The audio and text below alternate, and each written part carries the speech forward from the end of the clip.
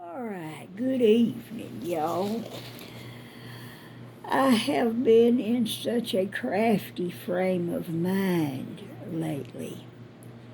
I've just really just been pouring into ideas, and I can't even get a few of my first ideas done, much less all these other ideas. But you know how it is. You see all these neat things, and it's like, wow, I want to make that. And so, this is how there's this age spot on my face here. It's been there for years and years and years. It's been there about 30 years. 25 years at least, 25, close to 30 years. Yeah, it's getting thick. And it's noticeable. There's age spots showing up more over here too. Boy, howdy. You know why? That's because I was out in the sun so much with no sunscreen for a lot of my life, all through my childhood. And as a young adult, I was always outside doing something. Always outside doing something, yard work or this or that or whatever, walking somewhere and shit, whatever. Working somewhere, whatever. But most of my life I've been out in the sun. There's no sunscreen, but anyway. There was a few times I got sunburnt real bad when I was real young. And of course, that's horrible. That's absolutely horrible for your skin. All that damage, it begins to show up as we get older. Yeah. Everything is winding down. But no, what I was wanting to mention is, all these craft things I want to do. And I got this idea just now. I got this idea for make a 2 or 3 dimensional painting.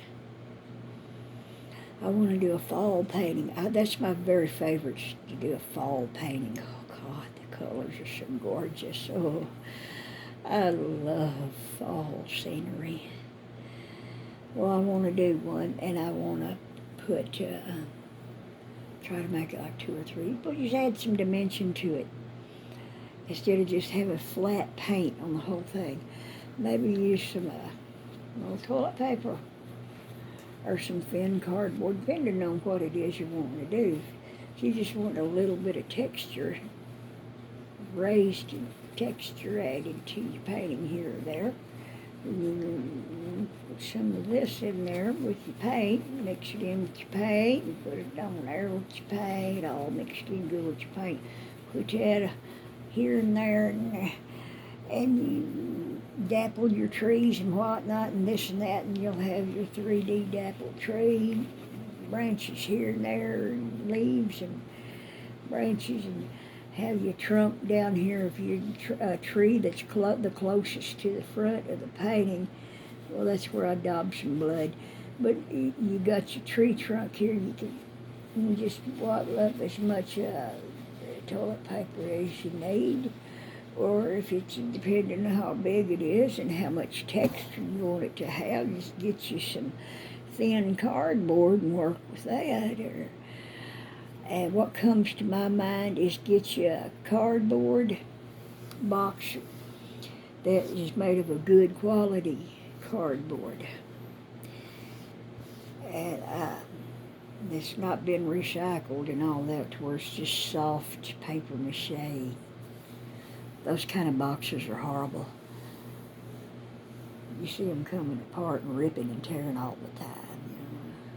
But get you a good quality cardboard box that's freshly made and hasn't been recycled. And you can carefully get those layers peeled apart somehow, and where you can get to that, the inside of it, it's got that zigzaggy paper inside of it. I call that the insulation, but it could be the insulation in a dollhouse. It sure could. But you can use that to just get the thinner layers of the cardboard, and that crumpled stuff would be really handy for certain things, depending on what it is that you're doing. I think it would really be interesting to try that technique. I want to do that. If God will help me, to do it, I will do it. Now see, notice how I'm just jumping from one project to another. I haven't quite finished that big Christmas tree I made. I still got to do a couple of things to it. And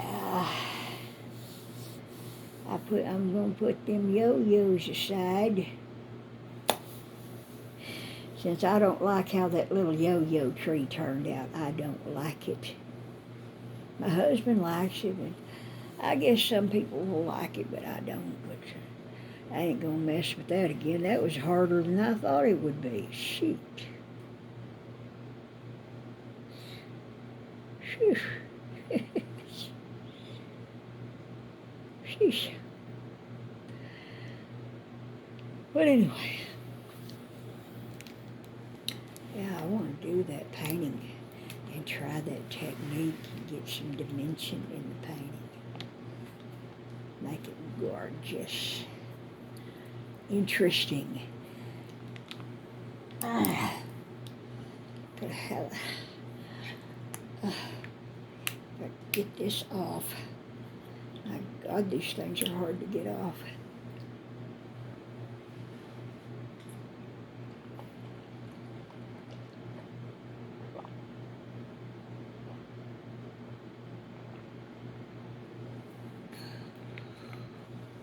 Yeah. Dang, it always spills water first. Get it open, because they fill it all the way to the top, and so it's going to spill some. Anyway, I think that would be absolutely fascinating. Like if there was a barn in the painting, could maybe have where the roof is sticking out a little, and maybe get a little bit of paper or something there, make it get that roof where it's got some little bit of dimension to it. It's sticking up there a little bit. It's got dimension to it, make it interesting. Little things like that here and there, and hither and thither. Hither and thither.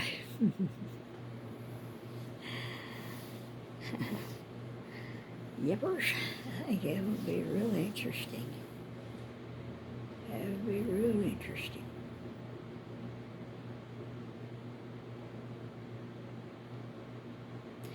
I'm sure with a lot of that, I'd have to get my fingers right into that.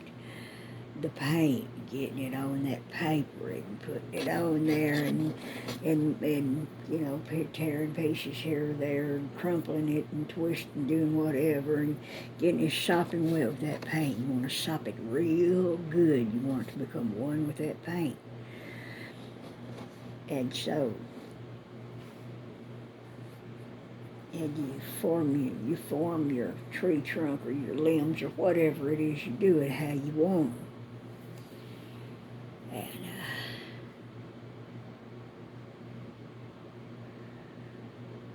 And it could get real interesting. It'd be real messy. You're doing that, but oh my gosh, it'd be real interesting. Yeah, I have found that the most worthwhile creative projects usually turn out to be the messiest. Not all of them, but a lot of them do. For me, they turn out to be the messiest, whether it's a sewing project or crochet or paint or whatever. woodworking, whatever it is that I'm doing, I end up with just a slobbed out mess all around me. So I gotta have my stuff out here where I can see it, where I can get it, when I need it. Don't nobody move it, leave it right there.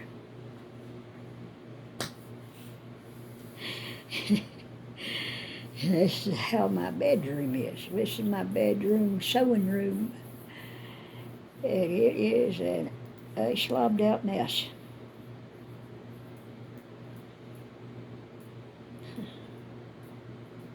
I wasted today worrying on that yo-yo Christmas tree ornament. It really bothers me to waste an entire day on some little thing like that. It turns out to be a big flop.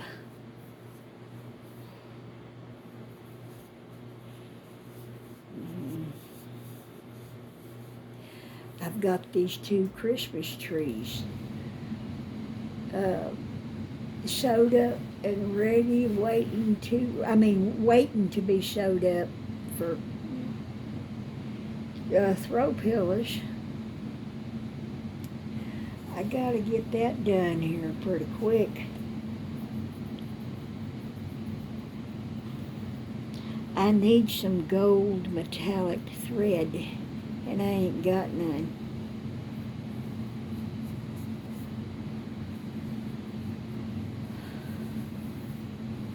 I ain't got none.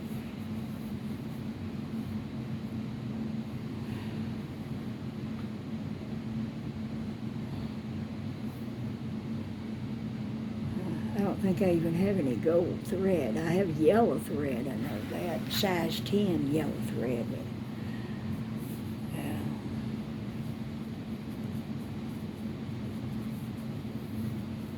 What else could I use? What was I wanting that for? I can't remember now. What was I wanting that for?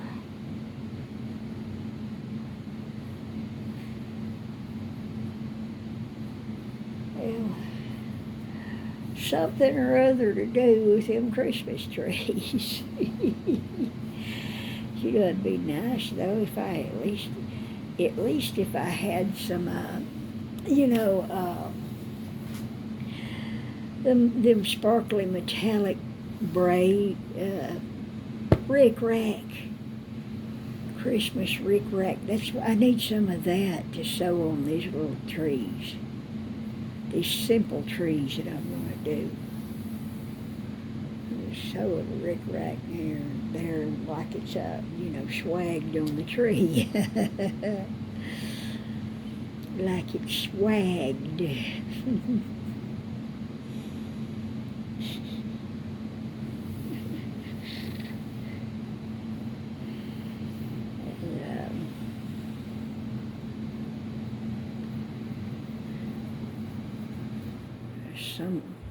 Some few little doodads on them, something to spiff them up, something to make them beautiful, some little splash of something on there.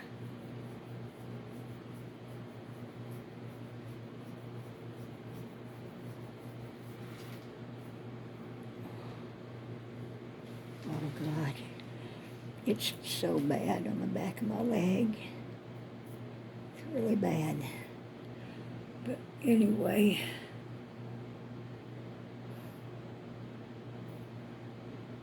it's starting to feel funny because I haven't crocheted in about 3 days. Starting to seem weird.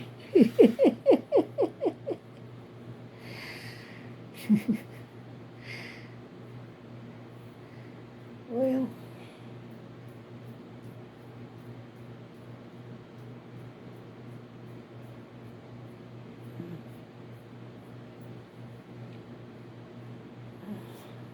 okay. Well, y'all, I'm going to have to go to bed, so I'm going to have to end this exciting video now and say good night and go to bed. Good night, y'all.